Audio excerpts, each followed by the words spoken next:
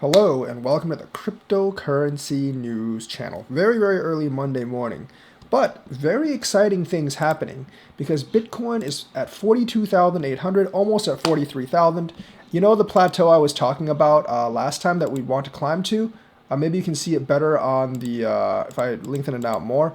This is the plateau that we were at last time before we had that massive stock market collapse, and we are pretty much there. We're on the lower end of it, of course, but we actually are on this hump. We're at almost 43,000. Just 1,000. Just if we get 1,000 more points or 1,500 more points, then that is the first bullish signal. 44,000 crossing, first real bullish signal. The 40,000 crossing was good, kind of a bullish signal, but not really. But the $44,000 crossing is the first real bullish signal because that gets us to a former plateau. And ever since we've actually started going down back in November, we've actually never had that. See, we dropped from here to here, didn't go back to this plateau. We dropped from here to here, didn't go back to this plateau. And then we dropped from here to here, didn't go back to this plateau. Now here, down here. Now we're actually kind of like back at the previous plateau, almost. Need about 1,000 points more to clear it. And that will be the first real major bull signal. And the next one will come at around just over 50,000. So we got a while to go until the second one. But the first one, we are pretty much at it. Now, a very strong stock market opening could definitely push us over the top. There could even be more shorts liquidations. And when there's more shorts liquidations, it could push up the price even further.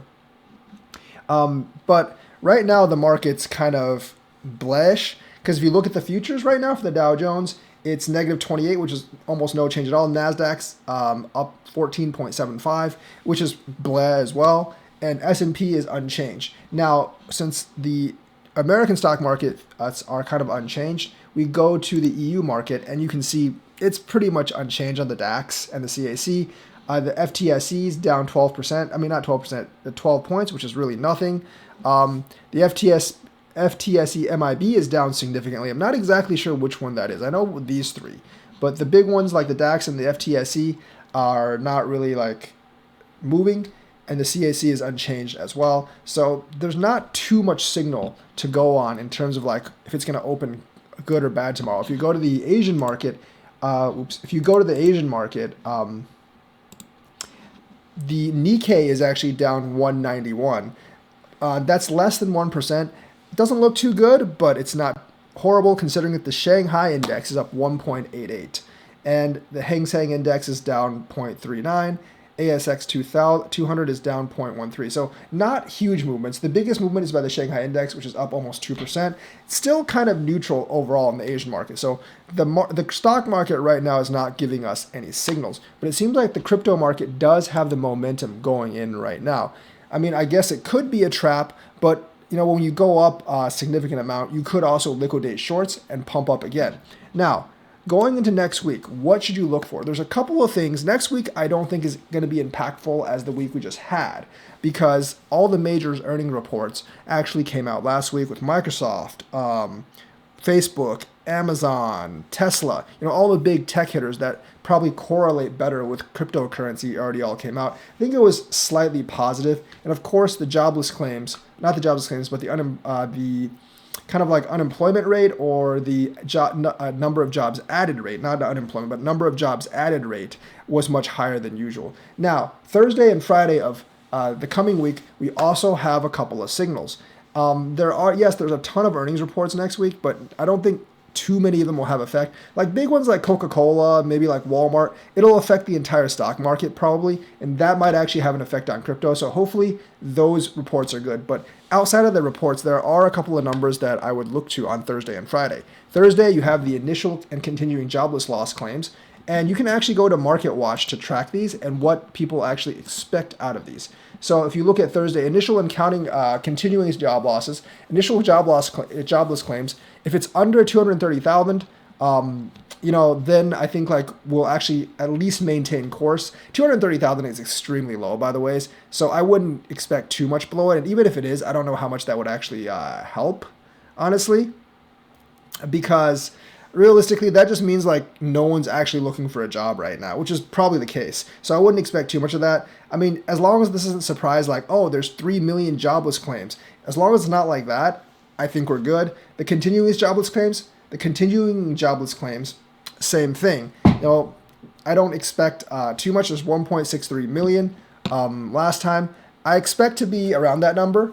Remember, 1.63 million is like 2-3% like unemployment, like maybe like just above 3% unemployment. That's some of the lowest we've ever had. So I don't expect that to be a lot. So like definitely if it stays under, like as long as it's like not a huge shock, I don't think that it will actually bother the market too much. The CPI, a consumer price index, people are actually going to be looking at, which is like kind of, it measures like how much stuff has grown. If that number is actually high from month to month, it could be bad. They're looking for 0.6% next month. If you kind of extrapolate that 0.6 per month over the year, that's 7.2%. That is quite high. CPI, consumer price index, 7.2%.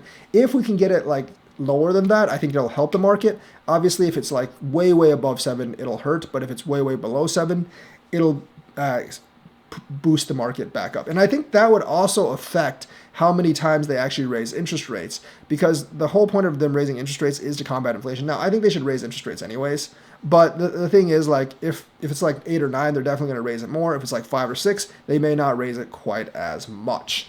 And of course, Friday you have consumer sentiment. And consumer sentiment is obviously very, very important, because if people have a positive sentiment, that means they are confident in the economy, which means they're going to buy risk assets like stocks and crypto. And of course, 5-year inflation expectations, they expect it to be at 3.1%. But if it's like way higher than that, 3.5, 3.6, that might cause them to raise interest rates more, and that might scare people as well. So Thursday and Friday are the numbers that I would actually look at. Yes, there are like a lot of earnings reports coming out next week. Like, I think like Walmart, Coca-Cola, like some of the bellwether ones might actually have an effect. So check out those. We'll be actually going over those on the stream tomorrow as well. But definitely look forward to Thursday and Friday on the initial and continuing jobless claims, the consumer price index, and on Friday, the consumer sentiment. I think those are actually going to factor into the economy very heavily. And since Bitcoin is actually pulled by the economy right now, I do actually think it'll be pulled by these as well. Right now, I think the sentiment is still positive. The fear greed index is like starting to tilt a little bit more towards greed. So right now, like, I hope we can just break 45,000. If we can, I believe that a lot of the shorts will actually be liquidated, and maybe could even push us to 50. We've risen quite a lot in the last couple of days. Like I said, I do expect us to go up a little bit this week, barring any disastrous earnings reports and disastrous like CPIs and inflation rates. So those are things to look for on Thursday and Friday. Right now, the stock market isn't giving me too many signals because it's pretty much flat. But as we go further into the night, and as we get onto, if you're up, and as we get further into the night, and as we get into the market opening, I think the stock market movement will actually matter a lot more.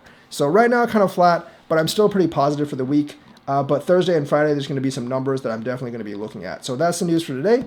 Check out Market Watch and some of the Yahoo Finance stuff. You want to know whose earnings reports are going to come in, when Walmart's are going to come in, when Coca-Cola's going to come in, and when some of these reports are actually going to come in, and when like certain Fed people are actually going to speak. So that's the news for today. Let me know what you think. Like and subscribe, and hit that bell notifications button. Thank you, and have a nice day.